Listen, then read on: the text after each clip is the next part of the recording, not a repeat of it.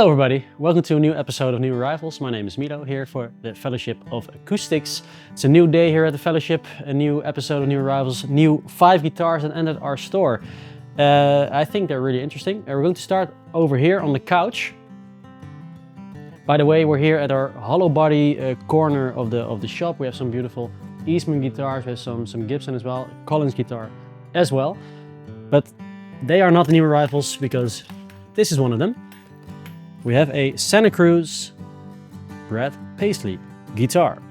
So this is a collaboration between Brad Paisley and Richard Hoover of Santa Cruz Guitars. They designed this based on the Santa Cruz pre-war Dreadnought, and then it has some of Brad Paisley's own modifications on it. This one has Indian rosewood back and sides, really dark grain, looks really nice. We have a bear claw German spruce top. I don't know if you can catch the bear claw on this, but it leaves some incredible marks. And then in typical Brad Paisley fashion, we have a cowboy hat, of course, on the headstock. Yeehaw! On the inside, this Brad Paisley signature has scalloped bracing, and on this Dreadnought guitar, it produces a lot of volume. It's a great flat picker, a bluegrass country guitar, and I think it's a great pick for this New Arrivals this week.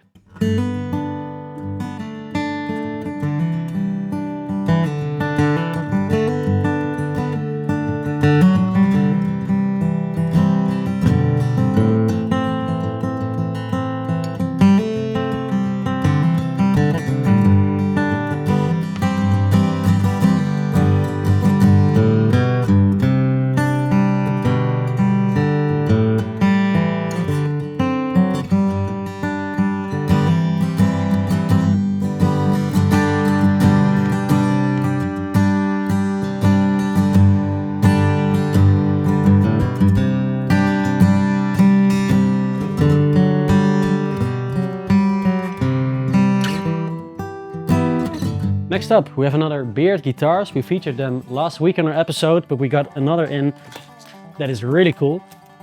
And it's a signature model for Jerry Douglas. I hope you all know who Jerry Douglas is. He truly is, I think, the best to ever do it on a resonator guitar. And this is his signature line with Beard guitars. He has multiple models. And this, I believe, is called the Black Beard. Sort of a backbone, a really simple design with a full mahogany body, and it's a really nice black ice finish, I believe they call it. This one also features the original 14 Spider bridge design, which I explained a little bit about last week. So this is the original Spider design that was on the first resonator guitars that were invented. This one has the Legend cone on the inside, and it has a bass reflex baffle on the inside. You can see it right now. It focuses the sound a little bit more on the cone, which produces some more volume. Next to the mahogany body, this also features a one-piece mahogany neck. It also has a Fishman Nashville pickup that's, I believe, was also specifically designed for Jerry Douglas as well. Then another fun fact, a local sort of national bluegrass legend in the Netherlands, Bertolf, produced an album on which Jerry Douglas actually played. And they made a really nice documentary about it, so maybe you can search it online and you can watch that. It's really fun to watch. We're also very lucky to have a really great resonator player in our store, Adrian Farmer, and he played a wonderful demo on this Black Beard.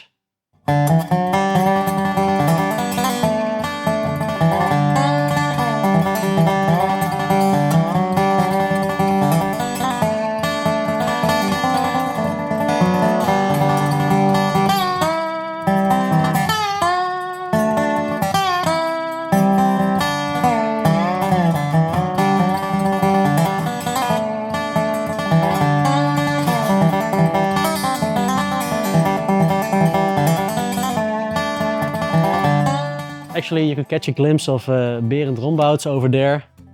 He plays a lot of our demos, also on the guitars this week. Next up, we have an Atkin guitar by the incredible Alistair Atkin and his luthiers. This is the 43 model, a heavy aged model. You can catch some of the aging on this. The 43, of course, is a J45 model by Atkin Guitars. It is really vintage inspired, and a secret to the Atkin chemistry that they use on their guitars is the baking of their tops. So these are the baked thermocured tops, as you would call it.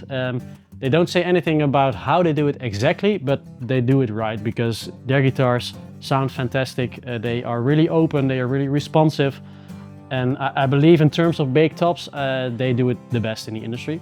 So in J45 style, we have a Sitka top that is baked, mahogany back and sides, mahogany neck as well. Also, like J45s, it features a shorter scale, which lowers the tension on the strings a little bit, which plays really easily. And I think the aging they do on this is really realistic. It's quite heavy. If you like this, maybe it's a guitar for you, but it looks really realistic. It's a pretty lightweight guitar as well. I think it's a great choice.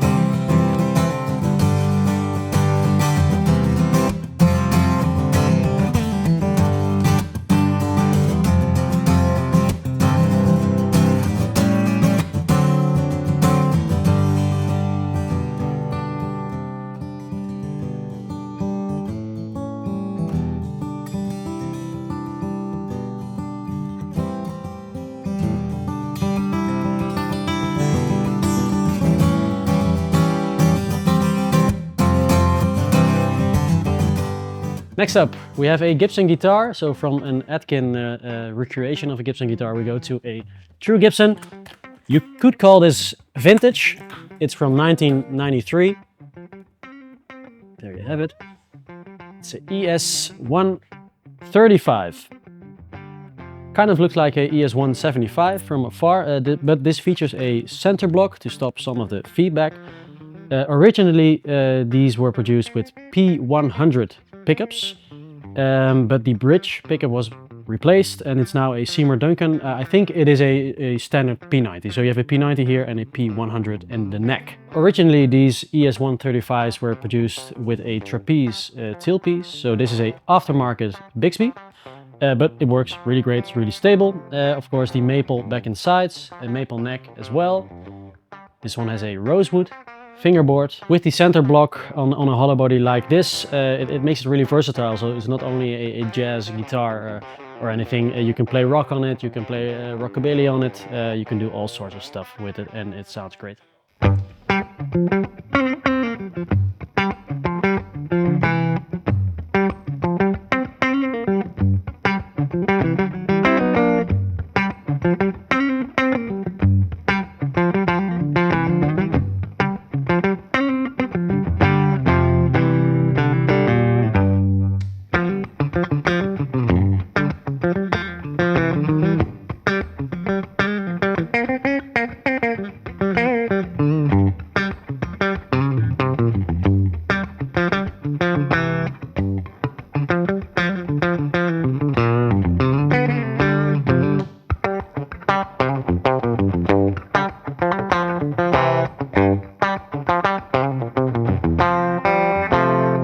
Then the star of the show is this incredible instrument by Dana Bourgeois.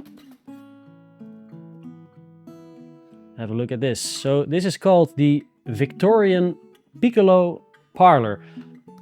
I think this is the smallest bodied guitar that Bourgeois actually built. This is truly a fantastic instrument, a really high-end guitar. So the Victorian series, they make different models in this series. It is 19th century aesthetics with 20th century performance. That's what they call it. This one features incredible Brazilian rosewood back and sides. It's got this really interesting figuring here, these stripes here. On the top we have Italian spruce, and it has some really nice silking on it. I don't know if you can catch it with your lens, but Not really. In real life, it looks really great. Some of the apartments on this Victorian piccolo parlor is a really great pyramid bridge. We have a sort of a small, and it's sort of an elongated small body, which is typical of sort of 18th century, 19th century guitars. But for the modern improvements, we have a solid peg head headstock and also a 25-inch skill length. So that's a lot longer than some of the older parlors, and that's what we're used to with playing guitars right now. On top of that, we have some really great aesthetic details. This really cool pattern on the inlay. If you want to know more about Dana Bourgeois and his take on guitar lutherie, we did an interview with him a while back, so you can watch that if you want to know more about him. But right now we're going to listen to Berend playing this one.